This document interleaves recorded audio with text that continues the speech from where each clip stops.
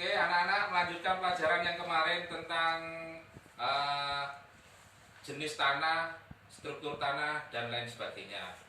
Yang pertama, struktur tanah itu terbagi jadi berapa bagian, yaitu tanah humus, ya, tanah humus, ini tanah humus, tanah liat, ya, terus tanah gambut, ya, ini tanah kapur, tanah kapur.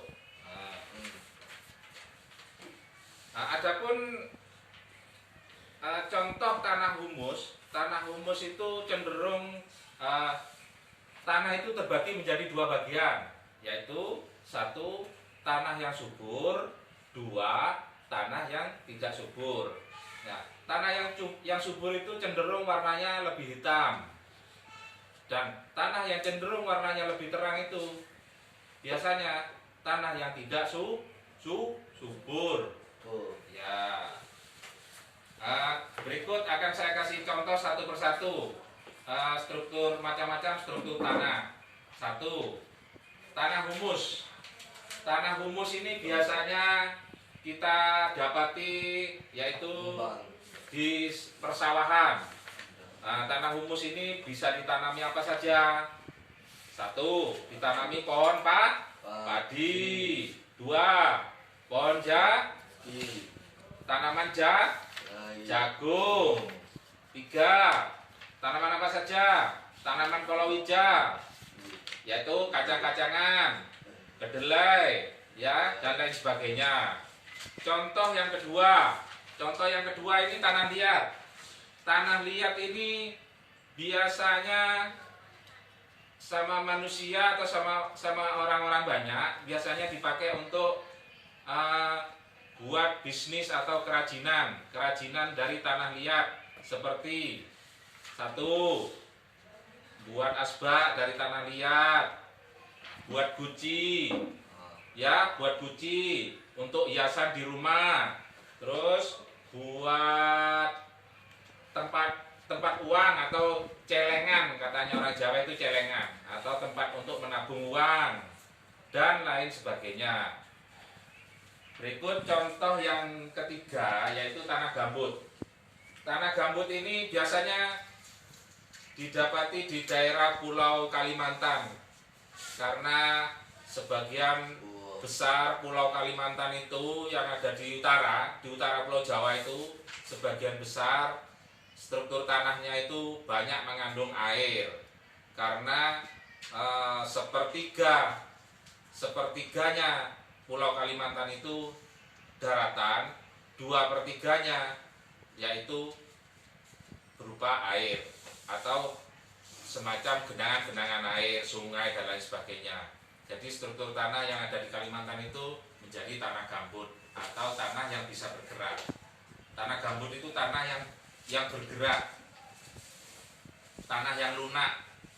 Nah, biasanya tanah gambut itu nggak cocok untuk ditanami oleh semacam padi, jagung, dan lain sebagainya. Kebetulan ada teman saya itu yang sealumni dengan saya waktu di SMA 2. Kebetulan dia bekerja di Kalimantan.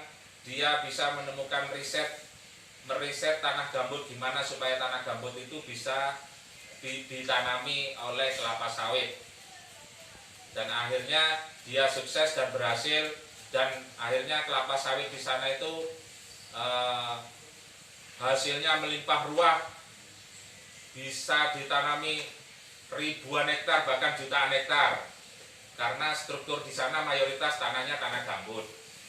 Nah, berikut contoh yang keempat. Contoh yang keempat ini tanah kapur. Tanah kapur ini biasanya nggak ada tanda-tanda kehidupan hewan di sana, karena kapur itu sendiri tanah kapur ini sifatnya cenderung panas, dan nggak mungkin ada hewan di sana yang bisa hidup. Dan lagian tanah ini panas. Yang namanya tanah kapur itu hawanya cukup panas.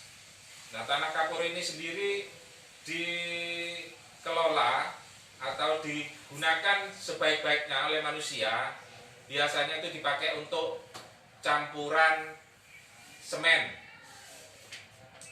Ya, untuk campuran semen. Contoh kecilnya yang ada di Puger itu, yang ada Gunung Kapur itu, semua dirontokkan untuk campuran pembuatan semen. Dan untuk biasanya kalau orang-orang kampung itu dipakai untuk